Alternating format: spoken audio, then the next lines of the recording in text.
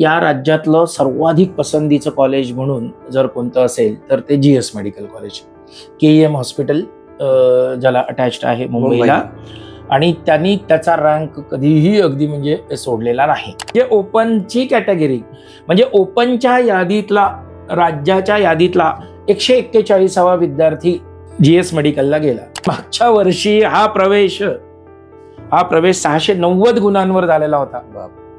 यावर्षी तर 690 कोणाला मार्क सुद्धा नाही आहेत देश पातळीवर. अगदी BJ मेडिकल क्लोज झालेलं होतं आणि मागच्या वर्षी क्लोज झालं होतं ते 685 गुणाला.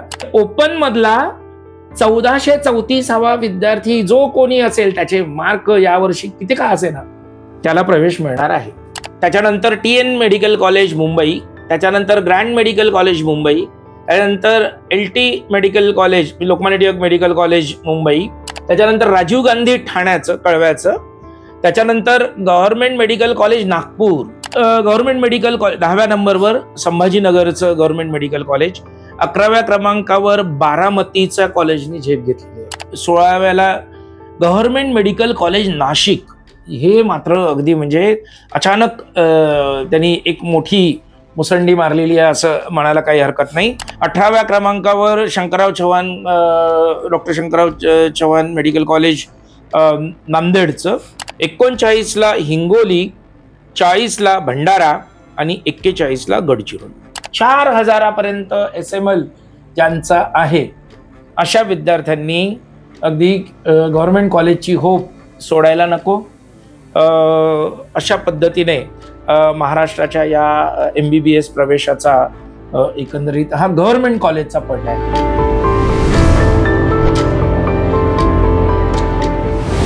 नमस्कार, मी राहुल शिंदे आणि आपण पाहत आहात एजू वार्ता.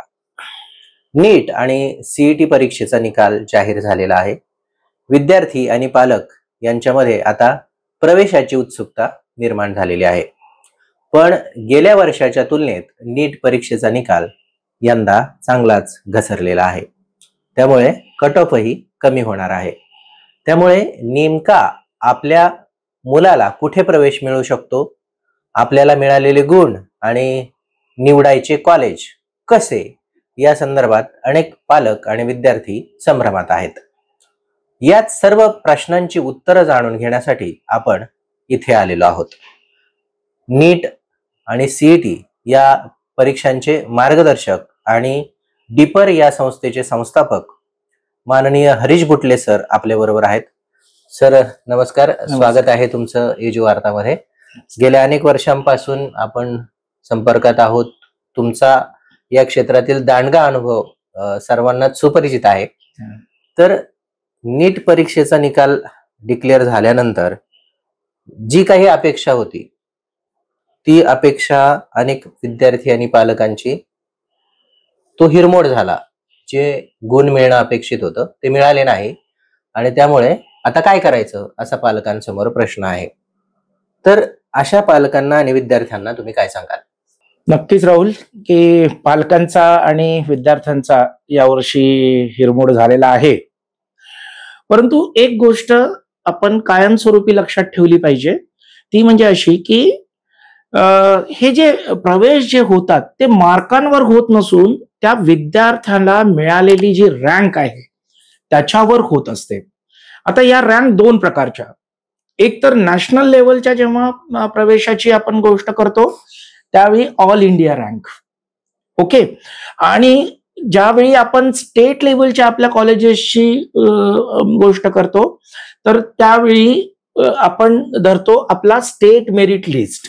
ओके, सध्या जे काही डिक्लेअर झालेलं आहे ते ऑल इंडिया रँक डिक्लेअर झालेली आहे आणि स्टेट मेरिट लिस्ट आता यथावकाश ही ऑल इंडिया प्रोसेस संपल्यानंतर ती जाहीर होईल आणि त्याच्यानंतर मग आपल्याला राज्यातल्या सर्व कॉलेजेसचा जो काही इनटेक आहे, आता आपल्याला त्या इनटेकला साधारण म्हणजे 85% हा आपल्या राज्याच्या विद्यार्थ्यांसाठी राखीव एवढा इनटेक असतो आणि 15% जागा या नॅशनल पूलमध्ये ऑल इंडिया कोटामध्ये द्यायच्या असतात.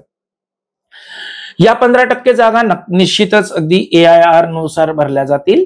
परंतु उर्वरित जागा मात्र आपल्या SML नुसार भरल्या जातील. त्याच्यामुळे जेवढं महत्व AIR ला आहे किंबहुना तेवढंच जास्त महत्व SML ला आहे. अर्थातच SML त्याचाच मोठा राहू शकतो ज्याचा AIR मोठा आहे. ओके, तर त्याच्यामुळे त्या दृष्टिकोनातनं याच्याकडे बघितलं पाहिजे. आता इथे मोठा या शब्दाचा अर्थ असा होतो, आकड्याने तो जितका लहान तेवढा तो मोठा. आकड्याने जितका तो मोठा होत गेला तो AIR असू दे किंवा SML असू दे तो वीक. एवढं अगदी आपण लक्षात घेऊया. एक छोट्याशा उदाहरणावरनं यावर्षी किती मोठा ड्रॉप झालेला आहे एकंदरीतच या गुणांचा हे आपल्याला कळेल. ते म्हणजे असं, मागच्या वर्षी ज्या गुणाला पुण्याचं BJ मेडिकल कॉलेज तिथला प्रवेश संपला ते गुण होते 685 आणि यावर्षी 686 गुणावर देश पातळीवरील पहिला विद्यार्थी AIR आहे. म्हणजे या घटनेवरनं आपण लक्षात घेतलं पाहिजे की गुणांची तफावत प्रचंड मोठ्या प्रमाणावर झालेली आहे. त्याच्यामुळे सर्वप्रथम विद्यार्थी आणि पालकांनी यावर्षी कमी गुण आहे म्हणून हिरमोड करून घेण्यासारखं काही नाही. ज्यांना 500 पेक्षा जास्त गुण आहेत अशा सर्व विद्यार्थ्यांना गव्हर्नमेंट कॉलेज मिळण्याची आशा पल्लवित होण्यासारखी या वर्षीची स्थिती आहे.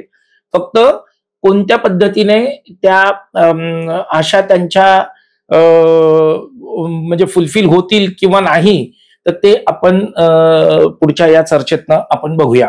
मला तुला असं सांगायचं आहे, या वर्षीच्या या टोटल पूर्ण सिनारिओ मध्ये जवळपास 2,40,000 म्हणजे 24,06,000 विद्यार्थी मागच्या वर्षी जे होते त्याच्या तुलनेत 22,76,000 विद्यार्थी यावर्षी परीक्षेला बसलेले आहेत. आता हा ड्रॉप का झाला तर मागच्या वर्षी या परीक्षेमध्ये प्रचंड मोठ्या प्रमाणावर चुकीच्या गोष्टी घडल्या आणि त्याच्यामुळे साहजिकच या एकंदरीतच प्रक्रियेकडे बघण्याचा दृष्टिकोन थोडासा दूषित झालेला होता आणि म्हणून नक्कीच माहिती होतं की यावर्षी आपल्याला तो विद्यार्थी संख्येचा ड्रॉप मिळेल. ओके, आता या सगळ्या अगदी याच्यामध्ये दुसरा एक महत्वाचा फरक लक्षात घे की मागच्या वर्षी मुलांची आणि मुलींची संख्या समजा जर आपण विचारात घेतली तर त्या तुलनेत यावर्षी मुलींची संख्या प्रचंड जास्त आहे. याचं कारण की आता यावर्षी टोटल देश पातळीवर 13,10,000 मुलींनी अगदी म्हणजे ही परीक्षा दिलेली आहे. मागच्या आणि मुलांचा आकडा समजा जर आपण बघितला तर तो 9,65,000 आहे. का असं झालं असेल बरं? तर मागच्या वर्षीपासनं मुलींना या संपूर्ण कोर्सेससाठी त्यांची ट्युशन फी वेव करण्याचा निर्णय झाला आणि त्याच्यामुळे आपली म्हणजे खर्च आपला कमी होतो. या दृष्टिकोनातनं मुलींची संख्या त्या प्रमाणामध्ये वाढलेली आहे. मागच्या वर्षी अनेक ज्या काही चुकीच्या गोष्टी घडलेल्या होत्या त्याच्या अनुषंगाने मुलांना त्यांचे सेंटर्स इकडचे तिकडे या राज्यातून त्या राज्यात जायला लागू नये म्हणून केंद्रांची संख्या सुद्धा वाढवलेली होती. ओके, सिटी वाईज अगदी आपण विचार करायला गेलो तर मागच्या वर्षीच्या 587च्या तुलनेत यावर्षी 697 सिटीमध्ये ही परीक्षा झाली. ओके, हा एक महत्वाचा याच्यामधला फॅक्टर आपल्याला लक्षात येईल. आणखी एक बाब मला अधोरेखित करून या वर्षीच्या याच्यामध्ये सांगायची आहे की आपण आपल्या मराठीचा प्रचंड अभिमान बाळगायलाच हवा आपण, कारण की महाराष्ट्रीयन लोक. परंतु मातृभाषेतून या परीक्षा दिल्या तर चांगला स्कोअर होऊ शकतो किंवा काय, ही जी धारणा आहे या वर्षीच्या निकालातून कुठेतरी अगदी म्हणजे त्याला फाटा गेलेला आहे. मागच्या वर्षी जरी किमान 1,759 मुलं मराठीतून त्यांनी परीक्षा दिली होती, यावर्षी फक्त 927 जणांनी दिलेली आहे.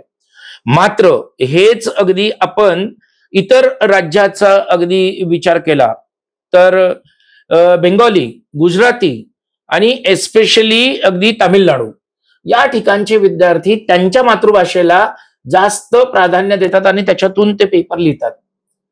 तसा मोठी संख्या हिंदीतूनही लिहिणाऱ्या विद्यार्थ्यांची आहेच, अर्थात तो काही प्रश्नच नाही आहे.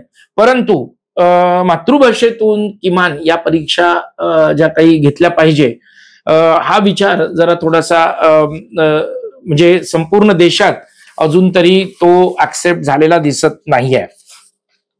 आता या परीक्षेचं यावर्षीचं एक महत्वाची बाब सांगतो की 144 गुण ज्या विद्यार्थ्याला आहे तो ओपन कॅटेगरीतला विद्यार्थी पात्र ठरतो आहे पुढच्या सगळ्या प्रक्रियेसाठी. कारण की नीट मध्ये ओपनची कॅटेगरी ज्यांची आहे असे विद्यार्थ्यांना 144 हा या वर्षीचा कट ऑफ मार्क होते की ज्याच्या वरच्या सगळ्या विद्यार्थ्यांना ते इलिजिबल मानले जातील. आणि तेच कॅटेगरीसाठी तोच आकडा, ते मार्कांचा आकडा 113 गुणांचा आहे. फक्त त्याच्यासाठी EWS आणि PWBD या विद्यार्थ्यांच्यासाठी तो 127 गुणांचा आहे.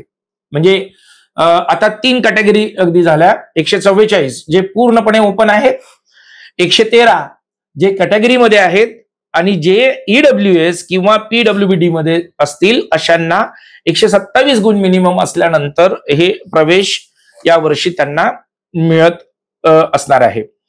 आपण दरवर्षीप्रमाणे बघतो की आपलं राज्य खालून 4थ्या किंवा 5व्या क्रमांकावर असतं. याही वर्षी काही अगदी फारसा असा तसा फरक पडलेला दिसत नाहीये. तो कदाचित आता नुसार दिसतोय की खालून 6वा वगैरे अगदी दिसेल.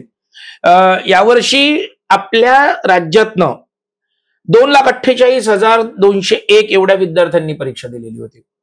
आणि साधारणपणे या ठिकाणी क्वालिफाय होणाऱ्या विद्यार्थ्यांची संख्या दिसती आहे 1,25,727.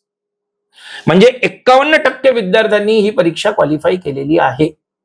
मी नेहमी म्हणतो ना, 10वी मध्ये जे गुण मिळतात 90% वरती, 90% वरती गुण घेणाऱ्या विद्यार्थ्यांची संख्या अक्षरशः लाखांच्या घरात आता पोहोचलेली आहे. यावर्षी थोडी कमी होती, 80,000 85,000च्या रेंजमध्ये, परंतु मागच्या वर्षी त्याच्या मागच्या वर्षी लाख क्रॉस झालेलं होतं. म्हणून ते 10वीचे मार्क एक दिवसाचे पेढे वाटण्याचे आणि आनंद साजरे करण्याचे मार्क का आहेत हे मी जे नेहमी म्हणतो त्याचं प्रमाण इथून दिसेल. म्हणजे आणि त्याच्यातनं हेही दिसेल की मोर दॅन 90% स्टुडंट्स की ज्यांनी त्यांच्या 10वी मध्ये 90% वरती मार्क मिळवलेले होते, त्यांच्यापैकी 90% विद्यार्थ्यांना या सीईटी मध्ये, या नीट मध्ये, रादर सीईटी सगळ्यांना कॉमन वर्ड आहे, तर हा नीट जी परीक्षा आहे त्याच्यामध्ये 360 पण गुण मिळाले नसावेत एवढं अगदी निश्चित या सगळ्या प्रकारातनं दिसतं. आणि म्हणून आपल्या महाराष्ट्रात जी काही 100 विद्यार्थ्यांची जी काही यादी लागलेली, तर त्या यादीमध्ये 11 विद्यार्थी तेवढे दिसतात. म्हणजे तसं बघायला गेलं तर सर्वाधिक संख्या परीक्षेला बसणाऱ्या विद्यार्थ्यांची महाराष्ट्राची, परंतु आपल्याला ऑन एन ऍव्हरेज अगदी 13%, 12% अशा लेवलला ते मेरिटचं गणित पहिल्या 100 मध्ये बसतं. यावर्षी तर ते 11%च अगदी गुंडाळलेलं दिसत आहे. निश्चितच सर, तुम्ही जो आता सगळा आढावा घेतला देश पातळीवरती आणि महाराष्ट्राची काय स्थिती आहे, यावरनं महाराष्ट्रातील नीट परीक्षा देणाऱ्या विद्यार्थ्यांचं नेमकं काय होतं, त्यांना किती मार्क्स पडतात आणि त्यांनी या पुढच्या काळात कशा पद्धतीने तयारी करायला हवी हे स्पष्ट होतं. पण आता सर, आता निकाल लागलेला आहे. येस. तर निकाल लागल्यानंतर आपण असं करूयात की पश्चिम महाराष्ट्र, मराठवाडा आणि विदर्भ या 3 भागांमधील महाविद्यालयांमध्ये या पुढील काळात विद्यार्थ्यांना जर अर्ज भरायचा असेल तर त्यांनी आपल्याला, आता तुम्हीच मगाशी सांगितलं की किती आपली रँक आहे, या रँकनुसार त्यांनी अर्ज भरणं अपेक्षित आहे. तर किती रँकच्या विद्यार्थ्यांनी कुठल्या महाविद्यालयाची निवड करावी या संदर्भात तुम्ही काय सांगाल?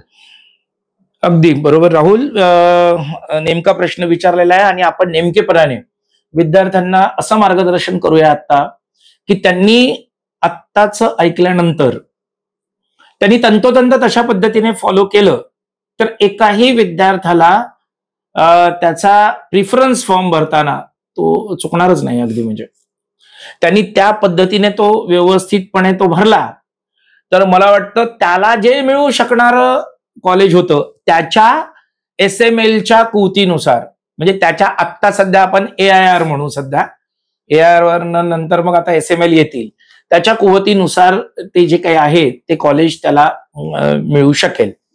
आता मी 2-3 गोष्टी अतिशय क्लिअर करून देतो. कोणाला किती मार्क आहे याच्यापेक्षा त्या विद्यार्थ्याचा त्याच्या त्या पर्टिक्युलर कॅटेगरीमध्ये कितवा क्रमांक आहे हे जास्त महत्वाचं आहे. आपण मोघम अगदी म्हणताना म्हणून देतो की 50% ओपन, 50% कॅटेगरीचे.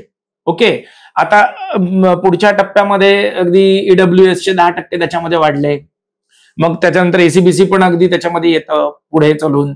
तर हे सगळे प्रकार अगदी आपण घेतले, तर आपण सगळ्यात पहिल्यांदी कॅटेगरी वाईज अगदी कोणाचा शेअर किती आहे बसतो त्या पद्धतीने पहिल्यांदी बघूया.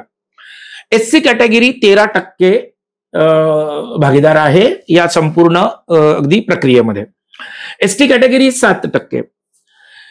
VJD म्हणजे आता त्याला NTचा काय म्हणजे NT1, NT2, NT3 आपण ज्याला म्हणजे VJ आणि NT ज्याला म्हणतो, तर अशा याच्यामध्ये VJDTA म्हणजे तो 3%, NTB 2.5%, NTC 3.5% आणि NTD 2%. अशा रीतीने हा VJ आणि NTचा अगदी बायफर्केशन. मग OBCचे 19%, SEBCचे 10% आणि EWS 10%. अशा रीतीने हा पूर्ण कॅटेगरीचा अशा पद्धतीने शेअर असतो. आणि मग उरलाच जो काही आहे तो सगळ्याच्या सगळा ओपन कॅटेगरी. अशा पद्धतीने ही सगळी ओपन कॅटेगरीची ही सगळी गणित कशा पद्धतीने मांडली जावीत आणि कॅटेगरी वाईज ते कशा पद्धतीने त्यांना प्रवेश मिळतील याच्या संदर्भात आपण चर्चा करू. आता सगळ्यात पहिल्यांदी आपण ओपन कॅटेगरी बद्दल बोलू. कारण काय, ओपन कॅटेगरी हा सर्वमान्य अगदी आणि सगळ्यांसाठी कॉमन तो विषय, आणि त्याच्यानुसारच कॉलेजचं रँकिंग होतं. आणि इतर कॅटेगरीच्या विद्यार्थ्यांना सुद्धा त्याच पद्धतीने कॉलेजचं रँकिंग अगदी असतं. त्याची मागणी सुद्धा त्या कॉलेजेसची त्या प्रमाणातच असते. एखादा विद्यार्थी अमुक अमुक कॅटेगरीमध्ये आहे म्हणून तो एखादं टॉपचं कॉलेज पहिले मागणार नाही आणि नंतर मागेल असं काही होत नाही. फक्त एवढं नक्की लक्षात घेतलं पाहिजे की कॅटेगरीच्या विद्यार्थ्यांना प्रायव्हेट मेडिकल कॉलेजेसमध्ये फीची सवलत असल्यामुळे काही मुलं ही कुठल्या तरी नव्या गव्हर्नमेंट कॉलेजमध्ये जाण्यापेक्षा, जिथं सुविधा नाही अशापेक्षा ते प्रायव्हेट मेडिकल कॉलेजेस अगदी ते प्रिफर करतात. आणि म्हणून जे आता आपल्यामध्ये तो जो काही प्रघात बोलण्याचा कसा झालेला आहे, सेमी गव्हर्नमेंट, त्यांची फी तिथे यायचं म्हणून त्याला सेमी गव्हर्नमेंट अशा टाईप मध्ये अगदी बोललं जातं. परंतु तो वर्ड मी तरी अगदी म्हणजे तितकासा योग्य मानत नाही. ते प्रायव्हेट कॉलेजेस आहेत. आणि त्याच्यानंतरची जी एक्स्ट्रीम कॅटेगरी जी खालची त्याच्यानंतरची जी येते की जी पैशानी प्रचंड महागडी आहे ती म्हणजे मग डीम्ड कॉलेजेस, की ज्याच्यामध्ये फिया या अतिशय जास्त प्रमाणामध्ये असतात आणि ते सर्वसामान्यांना परवडण्याच्या बाहेर असतात. महाराष्ट्रात आणि देशभरात मेडिकलच्या किती जागा आहेत? येस. आणि या जागा चा विचार करता महाराष्ट्रातल्या मुलांना 85% कोट्यातनं कुठे किती टक्के म्हणजे मुलांना ऍडमिशन मिळू शकतं महाराष्ट्रातल्या, आणि 15% हा नॅशनल कोटा आहे. त्यामुळे शासकीय, प्रायव्हेट आणि अभिमत असं जर कॅटेगरी केली तर त्या संदर्भातलं गणित काय सांगता येईल? आता त्याचं गणित महाराष्ट्रासाठीच तर अगदी सांगतो की साधारण महाराष्ट्रामध्ये आपल्या 10,845 जागा आहेत टोटल, ज्याच्यामध्ये आपल्या गव्हर्नमेंटच्या कॉलेजेस मधनं अगदी म्हणजे ज्या कमी फीच्या ज्या आपण म्हणतो त्या आहेत 5,125 जागा त्याच्यामध्ये आहे आणि 41 कॉलेजेस आहेत सध्या अगदी म्हणजे. आणि प्रायव्हेट मेडिकलमध्ये दोन्ही प्रकार मग अगदी म्हणजे प्रायव्हेट प्लस डीम्ड मिळून जवळजवळ 5,720 एवढ्या जागा असतात. या जागांच्या पैकी 15% जागा या तर अगदी आपल्याला नॅशनल पूलमध्ये द्यायच्या असतातच, अगदी म्हणजे त्याच्यातनं त्याला. ओके. आणि उर्वरित जागांचा मग आपल्या 85%साठीचा अगदी तो विचार होतो. देश पातळीवरच्या सर्व जागांचा आपण विचार केला तर साधारण 1,07,000च्या जवळपास त्या जागा गेलेल्या आहेत. गव्हर्नमेंट, प्रायव्हेट आणि डीमच्या मिळून अगदी म्हणजे ज्याच्यामध्ये गव्हर्नमेंटच्या जागा साधारण 58,000च्या रेंजमध्ये त्या आहेत. आणि अर्थातच आपली मुलं त्या रँकमध्ये अगदी बसणार असतील तर नॅचरली अगदी म्हणजे त्यांनी AIRच्या माध्यमातून इतर ते जाऊ शकतात. परंतु महाराष्ट्राच्या बाबतीमध्ये ती जी काही बाहेरची मुलं आहेत ती त्या 15% जागामध्ये प्रवेश घेऊ शकतात. परंतु बाहेरून आपल्याकडे येणारी जी मुलं आहेत ना ती मोठी चुजी आहे बरं का. ती आपल्याकडल्या साधारण काय म्हणूया अगदी 10 ते 15 जे महत्वाचे कॉलेजेस आहेत त्यांच्यासाठी येतात. हे जे काही आता नव्याने सुरू झालेले जिल्हा जिथं रुग्णालय आहेत आणि त्यांच्याशी अटॅच मेडिकल कॉलेजेस जे झाले आहेत ना त्याच्यामध्ये यायला त्यांची तयारी नसते. त्याच्यामुळे आपल्याकडल्या विद्यार्थ्यांनी नेहमी एक लक्षात ठेवलं पाहिजे, जसं ती लोक आपल्याकडे येत नाहीत तसे बाहेरच्या स्टेटमध्ये सुद्धा असे बरेचसे कॉलेजेस आहेत की जे तिकडची लोक ऍक्सेप्ट लवकर करत नाहीत. अशी जी काही आहे तिथल्या 15% जागावर आपल्या मुलांनी खरं तर अगदी त्याच्यामध्ये ते ग्रॅप केला पाहिजे. पण ते बाहेर जाण्याची आपली जास्त मानसिकता नाही ना, त्याच्यामुळेचा तो प्रश्न येतो. आणि म्हणून बाहेरचेच विद्यार्थी महाराष्ट्रामध्ये तसे जास्त येतात. महाराष्ट्रामध्ये सद्यस्थितीमध्ये एकूण 41 मेडिकल कॉलेजेस गव्हर्नमेंटची आहेत. याच्यातली बरीचशी कॉलेजेस मागच्या 2 वर्षामध्ये नव्याने सुरू झालेली आहे. आता सध्या गव्हर्नमेंटनी पॉलिसी अशी काढलेली की प्रत्येक जिल्ह्यामध्ये तिथलं जे जिल्हा रुग्णालय आहे त्याला अटॅच्ड एक मेडिकल कॉलेज असावं अशा पद्धतीची जी घोषणा झालेली. त्याच्यानंतर बरेचसे कॉलेजेस त्याच्यामध्ये वाढलेले आहेत. विद्यार्थी आणि पालकांचा कल जनरली जे जुने आपले जे 27-28 जे पूर्वीचे कॉलेजेस होते त्यांच्याकडे जास्त असतो. आणि या नवीन कॉलेजेसमध्ये घ्यायला ते थोडेसे मागे पुढे बघतात. आणि म्हणूनच मग त्याच्यापैकी जे कॅटेगरीचे विद्यार्थी असतात ते शक्यतो प्रायव्हेटमध्ये जाण्याचा प्रयत्न करतात. किंवा हे जे कोणी अगदी नवी कॉलेजेसमध्ये ज्यांचे प्रवेश होऊ शकणार आहेत असे आणि ज्यांना पैशानी परवडणार आहे अशी पण अगदी काही पालक मंडळी त्यांच्या मुलांसाठी प्रायव्हेट किंवा डीम कॉलेजेस घेतात. परंतु ज्यांना शक्य नाही तेवढ्या रकमा खर्च करणे तर असे मात्र विद्यार्थी कसे का होईना ते शेवटी एक कॉलेज आहे आणि आपल्याला ऑथोराइज्ड अगदी आणि DMERची त्यांना अगदी MUHS ची जी डिग्री मिळणार आहे तर त्याच्यामुळे त्या दृष्टिकोनातनं ते या प्रक्रियेमध्ये नक्कीच येतात. ओके. तर आता या संपूर्ण प्रक्रियेत गेली 20 वर्ष आम्ही, आता हे 20वं वर्ष डीपरचं, तर आम्ही तेव्हापासून बघत आलेलो आहोत. आणि त्याच्या आधी एक 5-7 वर्ष आम्ही जेव्हा बघतो तर या राज्यातलं सर्वाधिक पसंतीचं कॉलेज म्हणून जर कोणतं असेल तर ते GS medical college, KEM hospital ज्याला अटॅच्ड आहे मुंबईला. आणि त्यांनी त्याचा रँक कधीही अगदी म्हणजे सोडलेला नाही. ओके. तर म्हणजे ज्याला कोणाला महाराष्ट्रामध्ये टॉपमोस्ट पद्धतीने म्हणजे एम्सला ऍडमिशन मिळणाऱ्या नाही आहेत विद्यार्थ्यांना असं धरूया नॅशनल लेवलला, की मग तो पहिल्या प्रथम अगदी म्हणजे इकडे येतो. किंवा जे एम्स आता त्या दर्जाचे नाही आहेत अजूनपर्यंत तर त्याच्याकडे न जाता मुलं GS मेडिकलकडे येतात. मागच्या वर्षी GS मेडिकलची ऍडमिशन 238व्या SML ला संपलेली होती. अच्छा. ओके. 238. आणि मी हे राऊंड 3चं सांगतोय. म्हणजे सुरुवातीला तर अगदी म्हणजे वरच्या याच्यावर गेला अगदी, परंतु आपण अगदी हे काय फायनली अगदी म्हणजे याच्यातनं जाऊ शकतो. तर राऊंड 3 पर्यंत 238 पर्यंत तो आलेला होता. त्यावेळी त्या विद्यार्थ्याचा कॅटेगरी रँक म्हणजे ओपनची कॅटेगरी म्हणजे ओपनच्या यादीतला राज्याच्या यादीतला 141वा विद्यार्थी GS मेडिकलला गेला. म्हणजे मी आता एवढं नक्की सांगू इच्छितो की ज्या विद्यार्थ्याची ओपन कॅटेगरी रँक ही 140 पर्यंत असते आहे, या वर्षीच्या याच्यामध्ये येईल पुढे चलून, त्या विद्यार्थ्यांनी जीएस मेडिकल मिळेल अशा पद्धतीने खात्री करायला काही अगदी म्हणजे हरकत नाही. मागच्या वर्षी हा प्रवेश 690 गुणांवर झालेला होता. बापरे.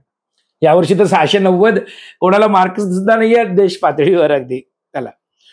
त्याच्यानंतर दुसऱ्या क्रमांकाची मागच्या वर्षीचं जे काही अगदी डिमांड होती ती बीजे मेडिकल कॉलेजला, आणि बीजे मेडिकलला तिसऱ्या राऊंडला ते 401 वर तो क्लोज झालेला, आणि 401 जी रँक होती SML त्याच्यामध्ये कॅटेगरी रँक 220, म्हणजे आणखी फर्दर 80 विद्यार्थी पुढे सरकून बीजे मेडिकल क्लोज झालेलं होतं. आणि मागच्या वर्षी क्लोज झालं होतं ते 685 गुणाला. मी मगाशी सुरुवातीला सांगताना सांगितलेलं होतं की यावर्षीचा टॉपर 686चा आहे देश पातळीवरचा, आणि बीजे मेडिकल हे 685ला संपलेलं होतं.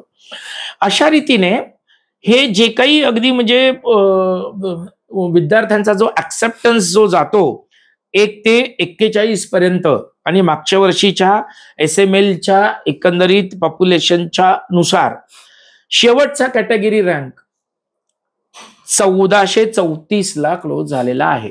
अच्छा.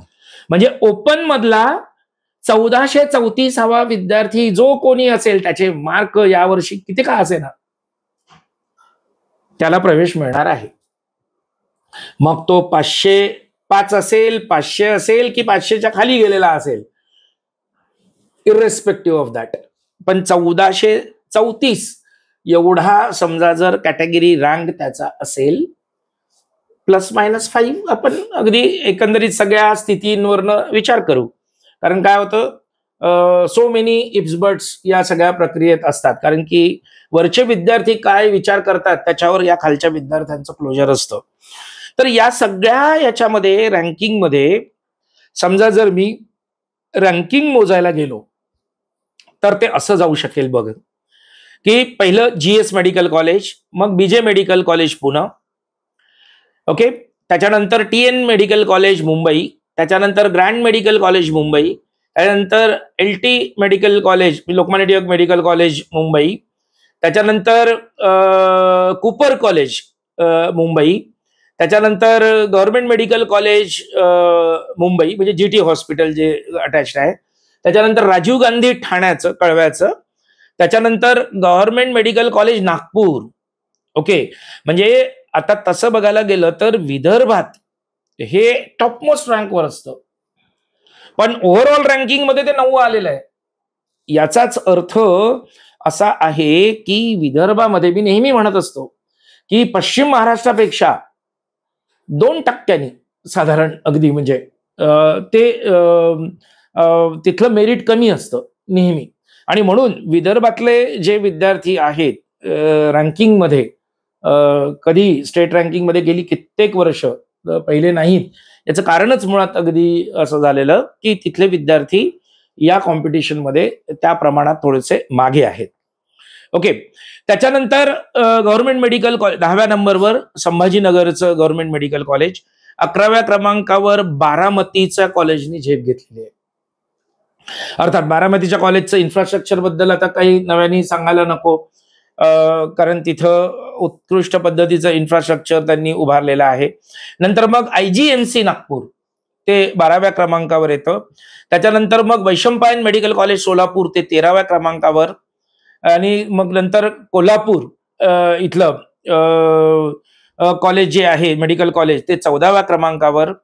त्याच्यानंतर 15व्याला मिरजेचं कॉलेज, 16व्याला गव्हर्नमेंट मेडिकल कॉलेज नाशिक. हे मात्र अगदी म्हणजे अचानक त्यांनी एक मोठी मुसंडी मारलेली आहे असं म्हणायला काही हरकत नाही, कारण कसं आहे की तिथलं एज्युकेशनल कल्चर किंवा बाकी सगळ्या बाबतीत अगदी तिथं असल्यामुळे तिथे ते 16व्या क्रमांकावर गेलेलं. त्याच्यानंतर वर्ध्याचं जे महात्मा गांधी इन्स्टिट्यूट आहे त्याच्यासाठी अगदी म्हणजे गांधीयन थॉट्स वगैरे ते द्यावे लागतात, थोड्या वेगळ्या पद्धतीने त्याचे प्रवेश होतात. तर ते 17व्या क्रमांकावर तिथे गेलेलं आहे. 18व्या क्रमांकावर Shankarrao Chavan, doctor Shankarrao Chavan medical college नांदेडचं. 19वीं साताऱ्याला. मला हे खरोखरच मागच्या वर्षीच्या याच्यामध्ये एक आश्चर्यजनक ही बाब वाटते की साताऱ्याला बऱ्यापैकी अगदी प्रिफरन्स गेलेला. आता हे प्रिफरन्सेस कशामुळे जातात तेही सांगतो. खास करून त्या भागातले किती विद्यार्थी आहेत. आता चांगले कॉलेजेस तर निघूनच गेलेले आहेत, तर मग आपल्याला जवळचं कुठलं तरी कॉलेज घ्यावं त्या दृष्टिकोनातनं ते विद्यार्थी घेतात. त्याच्यानंतर 20व्या नंबरचं कॉलेज जे आहे विलासराव देशमुख गव्हर्नमेंट कॉलेज लातूर. 21व्या याच्यामध्ये जे गेलेलं आहे ते अंबाजोगाईचं कॉलेज गेलेलं आहे. त्याच्यानंतर 22व्या क्रमांकावर अकोल्याचं कॉलेज रँकमध्ये येतं. 23व्या क्रमांकावर धुळ्याचं भाऊसाहेब हिरे ते कॉलेज त्या रँकिंगमध्ये येतं. ऑफकोर्स हे सगळे तिसऱ्या राऊंडला प्रवेश झालेल्या फायनल याच्यानुसार अगदी आपण ते काढलेलं आहे. त्याच्यानंतर 24व्या रँकमध्ये अलिबागचं कॉलेज येतं. 25व्या रँकमध्ये रत्नागिरी. 26व्या रँकला अंबरनाथचं कॉलेज. त्याच्यानंतर 27व्या रँकला जळगावचं कॉलेज. 28व्या रँकला चंद्रपुराचं कॉलेज. त्याच्यानंतर 29व्या रँकला धाराशिव. 30ला मग यवतमाळ. मला अजूनही आश्चर्य हे वाटतंय की यवतमाळ फार जुनं कॉलेज आहे तरी ते अगदी मागच्या टप्प्यात राहतं. याचं कारण विदर्भात तिथे अगदी म्हणजे कमी मेरिट असल्यामुळे त्या याच्यानुसार SML नुसार ते मागे दिसतं. तिकडनं त्याचा प्रिफरन्स असतो. त्याच्यानंतर 31व्या नंबरवर सिंधुदुर्ग. 32व्या नंबरवर परभणी. 33व्या नंबरवर नंदुरबार. 34व्या नंबरवर अमरावतीचं आता गव्हर्नमेंट कॉलेज, तिथलं प्रायव्हेट नाही, गव्हर्नमेंट कॉलेज. ओके. त्याच्यानंतर 35व्या नंबरवर तिथलं गोंदियाचं कॉलेज. 36व्या नंबरला बुलढाण्याचं कॉलेज. 37व्या नंबरला जालन्याचं कॉलेज. 38व्या नंबरला वाशिमचं मेडिकल कॉलेज. 39ला हिंगोली. 40ला भंडारा आणि 41ला गडचिरोली. म्हणजे अशा रीतीने प्रत्येक जिल्ह्याच्या ठिकाणी जे कॉलेज झालेलं आहे असा तो एकंदरीत रँक येतो. आणि सगळ्यात शेवटचा रँक ओपन मधला जो काही आहे तो 1434 या पद्धतीचा तो कॅटेगरी रँक आहे, ज्याचा मागच्या वर्षीचा AIR हा 45,729 होता. म्हणजे थोडक्यात या वर्षी विद्यार्थ्यांनी एवढंच लक्षात घेतलं पाहिजे, ज्यांचा AIR 50,000च्या आत आहे अशा विद्यार्थ्यांना कुठेतरी अगदी म्हणजे हे चान्सेस नक्कीच असणार आहे. त्याप्रमाणे SML ची गोष्ट करायला गेलो आपण तर 3845 म्हणजे 4000 पर्यंत SML ज्यांचा आहे अशा विद्यार्थ्यांनी अगदी गव्हर्नमेंट कॉलेजची होप सोडायला नको. अशा पद्धतीने महाराष्ट्राच्या या MBBS प्रवेशाचा एकंदरीत हा गव्हर्नमेंट कॉलेजचा पट आहे. प्रायव्हेटसाठी अजून एक वेगळे अगदी याच्यातून तुम्ही SML वाईज अगदी पुढे जाऊ शकता. हा SML प्रायव्हेटसाठी आणखी 2000 पुढे जातो आणि डीमसाठी तो अजून 1,500 पुढे जातो. त्या पद्धतीने तेवढे SML पर्यंत विद्यार्थी असतील तर त्यांना तो प्रवेश नक्की मिळू शकतो. मात्र एवढं नक्की की या सिक्वेन्सनी ज्या मुलांनी अगदी आपले प्रिफरन्सेस भरले त्या सगळ्यांना नक्कीच अगदी त्यांच्या SML ला न्याय देणारा, त्यांच्या कॅटेगरी SML ला न्याय देणारं कॉलेज नक्की मिळू शकेल. हे ज्याप्रमाणे ओपन कॅटेगरीशी कनेक्टेड जे आहे ना, ओके, कॅटरँक, तसेच प्रत्येक कॅटेगरीचे कॅटरँक कॉलेज निहाय ते उपलब्ध असतील आहे. तर विद्यार्थ्यांनी त्या पद्धतीने त्यांच्या सोयीने त्यांना ते मार्गदर्शन हवं असेल तर नक्कीच अगदी या प्रक्रियेतनं त्यांना ते मिळू शकेल, काही प्रॉब्लेम. ओके. पुन्हा एकदा मी हरीश बुटले सरांचं एजू वार्तातर्फे आभार व्यक्त करतो. त्यांनी विद्यार्थ्यांना आणि पालकांना आवश्यक असणारी सर्व माहिती, अगदी सखोल माहिती दिलेली आहे. सर, तुम्ही एजू वार्ताशी संवाद साधला त्याबद्दल खूप खूप धन्यवाद. थँक्यू.